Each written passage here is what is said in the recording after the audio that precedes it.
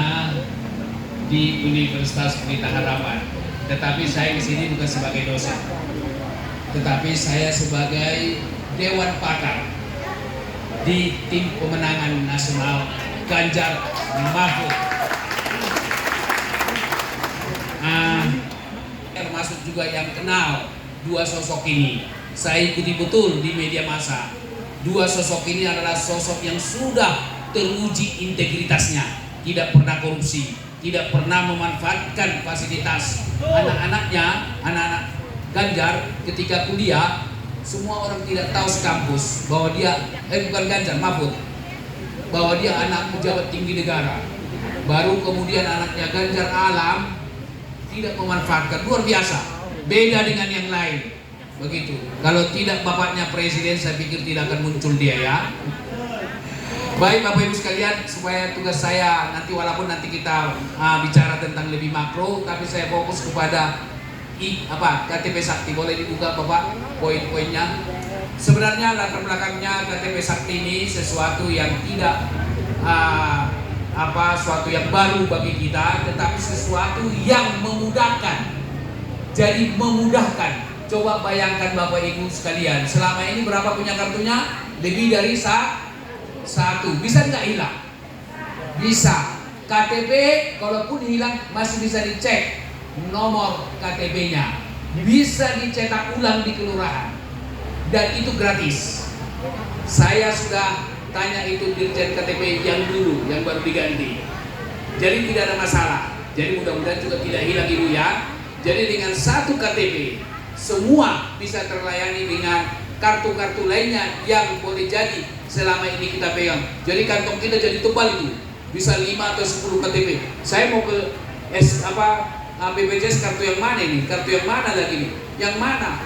Kadang-kadang kita lupa, apalagi usia kita sudah semakin tua. Tapi dengan hanya satu, maka disebut KTP Sakti, bisa pelayanan beberapa poin. Kita lihat adalah, saya kira bisa di situ ada, ya, udah ada di tangan masing-masing, ya. Boleh saya dapat satu? Karena di sini agak blur. Boleh saya dapat satu, panitia? Bahwa orang yang katakanlah membutuhkan biaya pendidikan, tunjukkanlah KTP itu. Saya kira salah satu program daripada Ganjar Mahfud, satu orang minimal satu sarjana dari keluarga miskin. Ini luar biasa. Kenapa Bapak Ibu sekalian? Karena dengan pendidikanlah kita bisa memperbaiki hidup kita. Kalau satu dari keluarga miskin sarjana misalnya, dengan menggunakan kartu ini dan bantuan daripada pemerintah nanti, maka anak yang sarjana ini bisa menarik ekonomi keluarga, gitu, ya. Saya kira pendidikan, saya termasuk anak orang miskin dari kampung, dari Aceh, orang Batak lahir dan besar di Aceh. Kalau tidak pendidikan mungkin kita tidak ketemu di Jakarta. Saya di sana akan menjadi tukang, ya, manjat manggalah, gitu, ya. Jadi pendidikan sesuatu yang penting. Nah, yang kedua, kartu keluarga sejahtera. Siapa yang mendapat bantuan yang layak, yang harus mendapat bantuan, dengan hanya kartu itu saja bisa kita gunakan. Kemudian memperhatikan dengan bantuan-bantuan terhadap saudara-saudara kita, anak kita yang belum bekerja. Nah, ini akan diwujudkan semua. Baru kemudian adalah kartu tani. Ini kartu tani sejahtera. Saya tahu persis kehidupan petani. Saya anak petani, ya. Saya tahu persis, saya nyangkul itu. Bapak Ibu tidak pernah kali nyangkul, ya. Saya nyangkul nanam mundur, ya. Apa namanya itu? Mundur. Nandur, tanam mundur. Nandur. Saya lakukan itu. Saya sendiri bisa. Mau adu boleh. Karena itu pernah saya lakukan di kampung saya.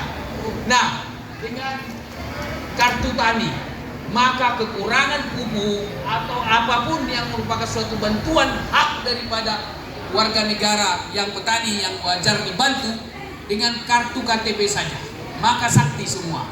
Misalnya pupuk dengan kartu KTP saja, nomor KTP. Kemudian kartu Indonesia Sehat. Nah, jadi kalau kita katakanlah pergi ke rumah sakit, butuh katakan yang dulu kita kenal BPJS dan lain sebagainya, dengan masuknya kartu KTP kita sudah tercover BPJS kita, golongan berapa hak kita dan lain-lain sebagainya. Baru kemudian adalah kartu Indonesia kuliah. Nah ini tadi satu sarjana tadi ya.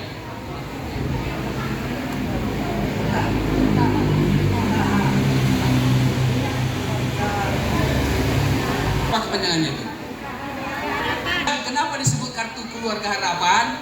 Karena memang masyarakat ini supaya meningkat kehidupannya, menjadi ada harapan yang bagus dengan bantuan dari pemerintah. Yang terakhir adalah, tolong balik ke tadi Bang, yang tadi. Nah, kartu sembako. Jadi dengan KTP Anda masukkan nomor Anda Bapak dan maaf, Bapak Ibu dapat memperolehnya, gitu ya. Jadi dengan kartu KTP atau KTP Sakti ini, semua kesejahteraan sosial kita bisa terpenuhi. Jadi tidak banyak, itu sudah terdetek dengan nomor KTP kita. Dengan nomor KTP kita sudah terdata semua bahwa kita berhak mendapat ini dan semua poin tadi, gitu ya. Jadi tidak perlu lagi diskusi, perdebatan dan lain, karena memang dengan kartu ini nanti didata, kalau istilah komputer kan keren-kerennya database tersimpan, data tersimpan, sudah terlihat semua. Jadi oleh karena itu Bapak Ibu sekalian, ini baru salah satu program Ganjar Mahfud. Ini saja pun sudah mesejahterakan kelas belum sejahtera, saya sebut ya. Saya kalau kita sebut nanti kalau keluarga miskin kurang pas ya, belum sejahtera atau prasejahtera, begitu. Jadi sudah tercover, sudah tertolong. Kenapa Ganjar Mahfud mengeluarkan ini? Kenapa Ganjar Mahfud mengedepankan, mengangkat masyarakat prasejahtera ini? Pertanyaannya ini menarik, karena memang Ganjar Mahfud adalah lahir dari keluarga miskin. Begitu, lahir dari keluarga miskin. Dia kuliah di UGM dulu masih utang. Sudah kerja dia baru bayar utang. Bayangkan. Maka dari sudut memahami apa kehidupan orang miskin, saya pikir Ganjar Mahfud punya pengalaman di situ. Masih ada kan tokoh kita? Ada. Jokowi termasuk keluarga miskin. Dia juga mengalami itu. Tetapi Prabowo sama Gibran sudah keju makanannya sejak lahir. Kita singkong. Jadi yang mengetahui, yang berempati terhadap perasaan bagaimana kita hidup ketika dulu, ya Ganjar Mahfud. Jokowi ya memang betul, tapi sayangnya di akhir masa jabatannya banyak orang mengkritik bahwa negara kita, demokrasi kita tidak berjalan dengan konstitusi. Saya bisa jelaskan bahwa demokrasi kita telah menabrak konstitusi, terutama yang keputusan MK yang memberikan kesempatan, MK yang memutuskan bahwa boleh di bawah 45 tahun bisa calon presiden dan wakil presiden yang dari kepala daerah, kan begitu? Yangnya itu jangan lupa. Nah, keputusan itu menabrak Pancasila. Menabrak Pancasila, sila kelima dari Pancasila, keadilan sosial. Masa Bapak Ibu sekalian yang boleh calon presiden dan wakil presiden hanya kepala daerah? Sehebat mana itu kepala daerah itu? Sama dengan, boleh nggak supir apa itu?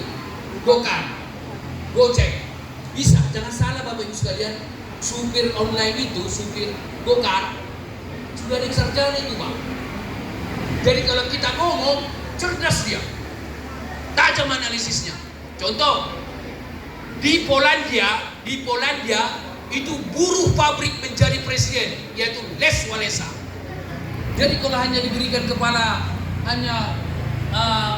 daerah, diberikan, tidak ada menabrak Pancasila. Menabrak Pancasila, menabrak konstitusi. Di mana konstitusinya ditabrak? Kan begitu. Orang kan nanya bilang itu, pasal berapa di Undang-Undang Dasar 45? Saya akan buktikan. Menabrak konstitusi, keputusan MK tersebut. Yaitu di pembukaan Undang-Undang Dasar 45 ada disebut, maka disusunlah Negara Kesatuan Republik Indonesia berdasarkan ketuhanan yang Maha Esa, seterusnya, dan dan terakhir kan keadilan sosial. Berarti di pembukaan Undang-Undang Dasar 45 sebagai konstitusi kita sudah jelas ada sila kelima dari Pancasila. Jadi tidak sesuai dengan konstitusi. Banyak mereka yang mendukung mereka konstitusi tidak kami tabrak. Begitu. Mana pasalnya? Memang tidak ada di pasal, tapi ada di pembukaan. Undang-Undang Dasar 45. Konstitusi itu satu kesatuan dari awal sampai penjelasan.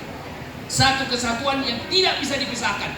Bahkan menurut saya, inti daripada pasal demi pasal yang ada di konstitusi ada di pembukaan Undang-Undang Dasar 45. Artinya pasal demi pasal itu jabaran dari pembukaan Undang-Undang Dasar 45. Yang ditabrak adalah pembukaan. Jadi terus terang saya mengatakan, saya termasuk yang kecewa karena telah menyobek-nyobek demokrasi kita berdasarkan konstitusi kita. Saya live di Radio El Sinta. Ketika itu interaktif. Ada yang bertanya, Pak Emrus, akan interaktif bisa dialog ya. Gunawan Muhammad sama Butet. Kecewa kita semua. Seandainya dia tidak mengajukan anaknya dan tidak menabrak konstitusi, mungkin kita akan tetap salut. Maka di akhir jabatannya menunjukkan konsistenan karena tidak sesuai dengan konstitusi kita, Undang-Undang Dasar 45. Bapak Ibu sekalian, saya mau katakan bahwa untuk MK gitu ya, memutuskan bahwa teman kita, saudara kita, si paman itu mendapat sanksi berat, yaitu sanksi etika ya, dapat sanksi etika berat. Bapak Ibu sekalian, saya mau jelaskan sedikit. Melanggar etika jauh lebih tidak baik dibanding dengan melanggar undang-undang. Kenapa? Karena melanggar etika itu bicara baik buruk, kan begitu Bu? Kalau dia tidak melanggar etika berarti orang baik. Kalau dia melanggar etika berarti buruk. Kalau melanggar undang-undang orang bersalah. Kalau tidak melanggar undang-undang atau di pengadilan berarti orang benar. Jadi undang-undang levelnya pada level salah benar. Sekarang ke etika. Melanggar etika adalah atau tidak melanggar baik buruk. Mana lebih baik? Melanggar undang-undang atau melanggar etika? Lebih berat melanggar etika. Siapapun pelanggar etika, dia adalah orang buruk. Bayangkan Ibu, kalau anak kita, istri kita, suami kita tak beretika, tak terbayang saya. Mohon maaf saya sampaikan, Ketua Mahkamah Konstitusi kita itu adalah sahabat saya. Kenal beliau. Saya juga kecewa ketika dia melakukan keputusan itu sebelum MK juga mengambil keputusan. Nah, inilah yang terjadi di Republik ini. Oleh karena itu, lahir pemimpin yang bagus, yaitu Ganjar Mahfud. Luar biasa. Ganjar Mahfud adalah sosok tokoh yang, kalau boleh saya katakan sempurna, saya salah. Hanya Tuhan lah yang sempurna. Tapi dibanding yang tiga-tiganya, tiga paslon ini, Ganjar Mahfud lebih baik. Mau kita bandingkan dengan nomor 2. Terima kasih untuk menyempatkan waktu menghadiri acara, juga mengisi acara bagi teman-teman, juga kepengurusan GR2P. Mohon maaf jika ada kekurangannya.